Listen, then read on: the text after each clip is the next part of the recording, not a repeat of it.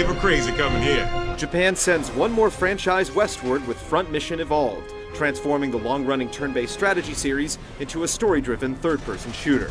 While anyone familiar with the series will recognize elements like mech customization and a clash between political superpowers, this evolution presents a different game with a different mission altogether. Last chance to back out.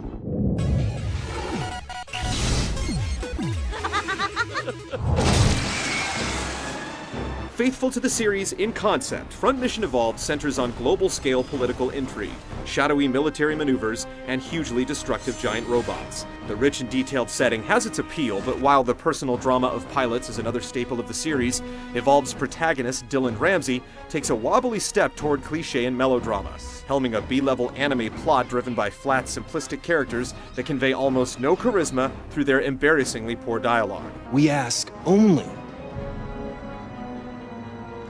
for war.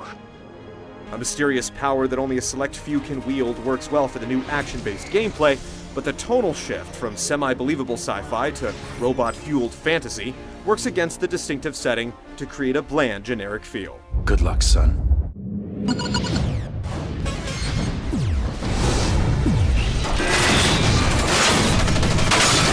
The game's weak narrative takes you through a series of single-player missions involving numerous skirmishes against different types of enemies.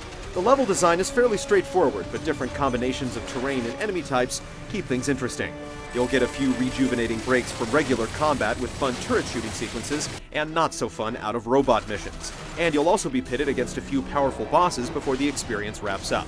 If nothing else, Front Mission Evolved manages to never feel repetitive.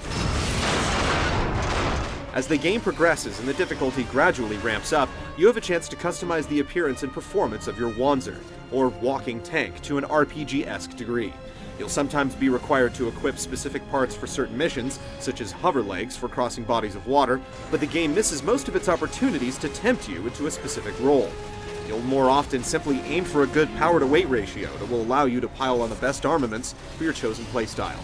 While there are pre-built options like ballistic or heavy assault with specific strengths, your true role in the single-player game is to mop up 99% of enemy resistance while your AI squad mates try to look busy. In the multiplayer game, modes like Deathmatch and Team Deathmatch have you facing much more capable opponents, and capture point variant supremacy and domination make specialized loadouts and tools like a repair backpack more meaningful choices. Yet the rank-governed access to parts and weapons can create huge gaps in combat effectiveness, leading to substantial balance issues when facing off against players who aren't on your level. It's borderline broken.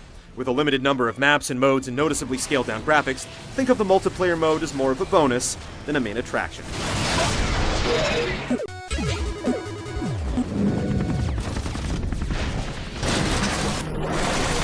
No matter what kind of parts it's made of, a Wanzer is built for destruction.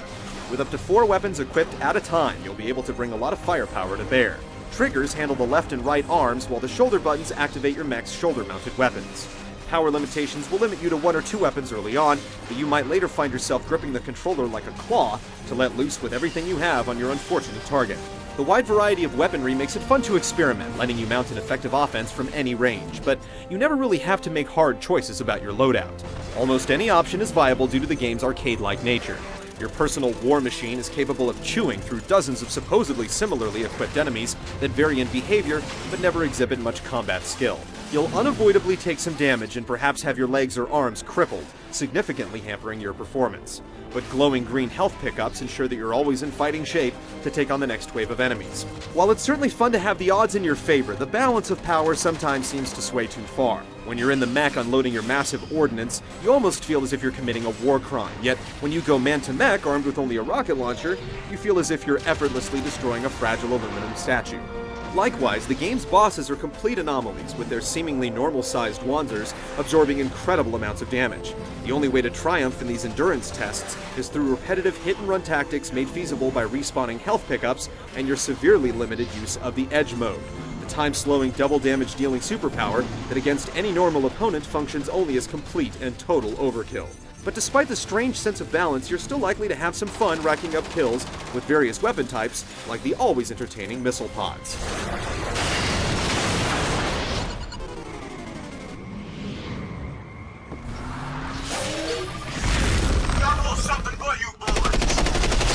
The giant robots themselves bear a rugged, industrial style that's easy to appreciate, and Front Mission Evolved's rough and utilitarian presentation does a pretty good job as a whole, conveying the scale and power of its war machines.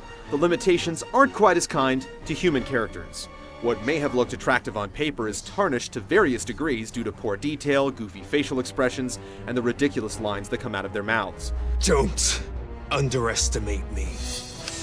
The visual feedback from the menus and heads-up display, meanwhile, are workable, but they're not particularly well designed and make it tough to track info during the game's frantic battles.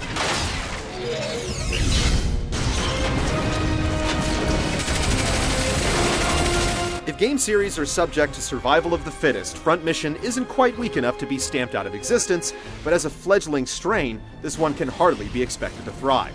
Judged as a pure action game, Evolved isn't bad, with its strong customization element letting you blow things up any way you see fit and creating action that satisfies on a basic level.